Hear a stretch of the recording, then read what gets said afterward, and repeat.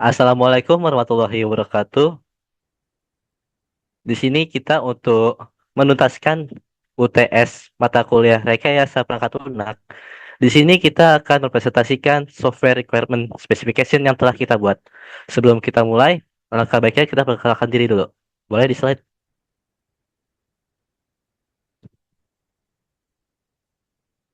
Perkenalkan, nama saya Muhammad Yusuf Zaki Aulia dengan NIM akhiran 161. Saya Irsyad Febradi dengan yang 142. Oke, saya Arsyad Fadila dengan NIM akhir 144. Perkenalkan, nama saya Zalfa Putra Nugraha dengan NIM akhir 151. Saya Noval Ramdan dengan NIM akhir 160. Dan saya Muhammad Yasin dengan NIM akhir 158.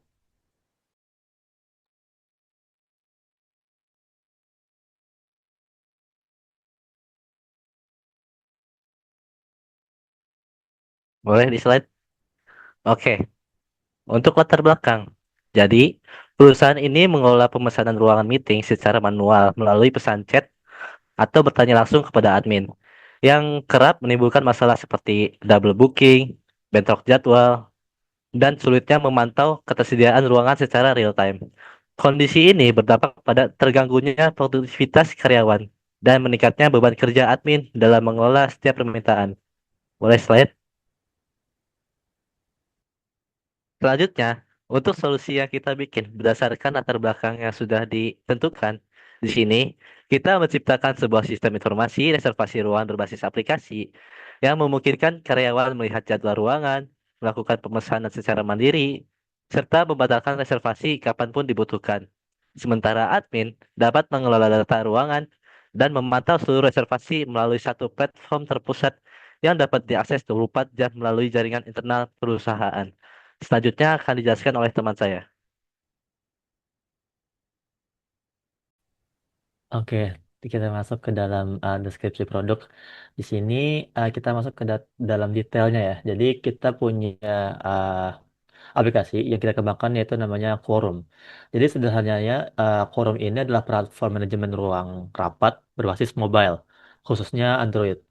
Kenapa kita pilih mobile? Karena supaya karyawan bisa cek ketersediaan ruangan kapan saja dan di mana saja, tanpa harus buka laptop terlebih dahulu. Jadi secara teknis, Quorum ini nggak cuma pakai aplikasi di HP aja, tapi terhubung ke server internal perusahaan lewat jalur yang aman. Kami juga menggunakan database dengan database PostgreSQL untuk simpan semua data, mulai dari data karyawan sampai jadwal-jadwal yang ada di rapatnya. Jadi semua prosesnya itu sudah terintegrasi dan datanya sudah dijamin sinkron secara real time. Bisa lanjut ke slide selanjutnya. Lalu kita masuk ke dalam fungsi produk. Nah, apa sih yang bisa dilakukan oleh aplikasi Quorum ini? Jadi kami membaginya menjadi dua fitur, yaitu fitur untuk user dan admin. Jadi yang pertama itu kita punya fitur sisi user atau karyawan.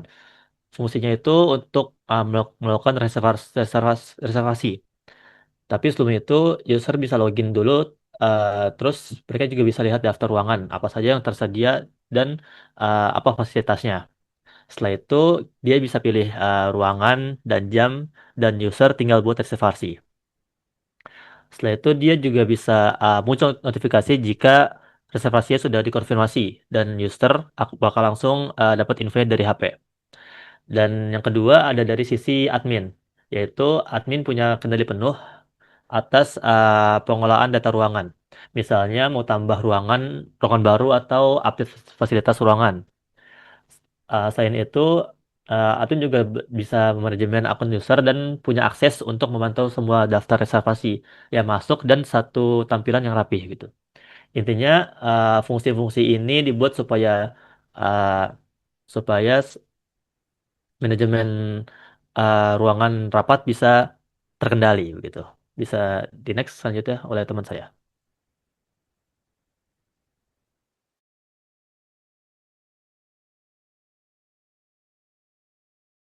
Ya oke, selanjutnya adalah use case diagram. Jadi di sini pertama ada gambar user yaitu karyawan. Jadi dia ini memiliki akses untuk fungsi dasar seperti login, terus melihat jadwal ruangan, membuat reservasi hingga membatalkan reservasi.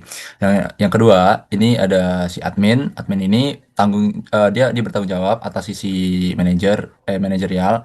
Terus admin ini punya wewenang untuk mengelola data ruangan, terus memantau seluruh reservasi serta mengelola data si user, baik itu menambah atau menonaktifkan akun. Untuk relasinya itu ada relasi yang digunakan include yaitu digunakan pada fitur lihat jadwal ruangan yang secara otomatis ini menyertakan fungsi cek ketersediaan ruangan. Yang artinya ini proses pengecekan adalah bagian wajib dari melihat jadwal. Lalu ada fungsi relasi extend yang ini diterapkan pada fitur opsional. Contohnya, pada saat buat reservasi dilakukan, itu tuh sistem dapat memperluas fungsi dan mengirim ke notifikasi konfirmasi. Lalu, begitu juga pada pengelolaan data oleh admin, di mana fungsi tambah, ubah, atau hapus merupakan perluasan dari kelola utama. Jadi, secara keseluruhan diagram ini memastikan bahwa seluruh alur kerja itu mulai dari pengecekan jadwal hingga manajemen data pengguna terorganisir dan jelas dan fungsional. Oke, boleh lanjut. Selanjutnya activity diagramnya di sini case-nya sebagai user dengan role staff atau employees biasa. Di mana yang pertama ini user dia akan login kepada sistem, kemudian setelah berhasil melalui proses autentikasi, user akan memilih tanggal dan juga akan memilih jam mulai dan selesai untuk meetingnya, dan juga memilih ruangan, dan user juga bisa untuk melihat detail keseluruhan eh, apa saja yang ada di dalam ruangan tersebut. Kemudian setelah tanggal ditentukan, maka sistem akan melakukan cek ketersediaan. Jika tersedia, maka reservasi akan terkonfirmasi. Jika tidak, maka akan dikembalikan kepada user. Akan ada pesan bahwa eh, ruang meeting dengan jadwal yang dipilih tersebut tidak tersedia.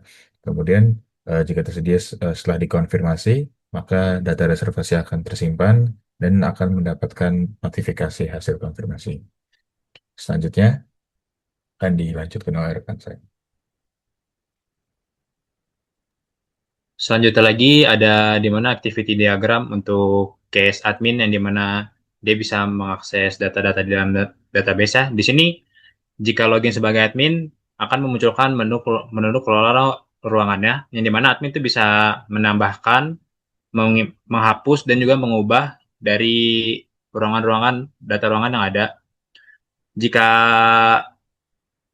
melakukan kemudian sistem itu melakukan validasi sebelum melakukan perubahan, yang dimana itu disimpan di database dan juga dia akan menampilkan pesan berhasilnya. Next diagram. Selanjutnya lagi ada class diagram. Jika kita melihat diagram ini, sistem itu membedakan hak akses melalui kelas admin dan user yang berasal dari satu induk yang sama, yaitu user akun. Saat seorang pengguna ingin meminjam ruangan, sistem akan memprosesnya melalui kelas reservasi. Di sini, kelas reservasi bertindak sebagai penghubung yang mengumpulkan data ruangan yang dipilih, kemudian mengirimkan pembaruan status melalui kelas notifikasi. Dengan struktur ini, data tersusun secara rapi dan setiap komponen memiliki tanggung jawab yang spesifik. Selanjutnya lagi akan dijelaskan oleh teman saya. Pada slide ini ditampilkan sequence diagram yang menggambarkan alur proses ketika pengguna melakukan reservasi ruangan. Nah, untuk proses dimulai ketika user atau karyawan yang memilih menu buat reservasi pada sistem. Sistem kemudian menampilkan form reservasi yang berisi tanggal dan pilihan ruangan. Setelah data dimasukkan, sistem akan melakukan pengecekan ketersediaan ruangan ke bagian pengelola atau modul ruangan. Jika ruangan tersedia, maka sistem akan melanjutkan dengan membuat data reservasi dan menyimpannya ke database server. Selanjutnya, sistem mengirimkan konfirmasi kepada pengguna, dan hasil akhirnya yang ditampilkan adalah notifikasi bahwa reservasi telah berhasil. Diagram ini menunjukkan interaksi antar komponen secara berurutan, sehingga kita bisa memahami aliran proses dari awal hingga akhir secara jelas. Selanjutnya, terdapat development diagram. Pada development diagram ini menjelaskan bagaimana sistem diimplementasikan secara fisik. Yang pertama dari sisi klien, pengguna menggunakan perangkat mobile berbasis Android dengan aplikasi React Native. Aplikasi ini berkomunikasi dengan application server melalui protokol HTTPS. Pada application server terdapat beberapa komponen penting seperti Node.js, Express untuk backend, JWT untuk autentikasi, serta Prisma ORM untuk pengelola database. Selain itu, terdapat controller yang mengatur logika sistem seperti pengelolaan user, keuangan, dan reservasi. Kemudian, aplikasi server terhubung dengan database server menggunakan PostgreSQL yang menyimpan data utama seperti user, keuangan, dan reservasi. Diagram ini memberikan gambaran bagaimana setiap komponen sistem saling terhubung dan bekerja sama dalam lingkungan nyata. Nah, itulah tadi akhir dari presentasi kelompok kami. Jika ada kata-kata yang kurang mengenakan dari kelompok kami, mohon dimaafkan. Kurang lebih mohon maaf. Wassalamualaikum warahmatullahi wabarakatuh.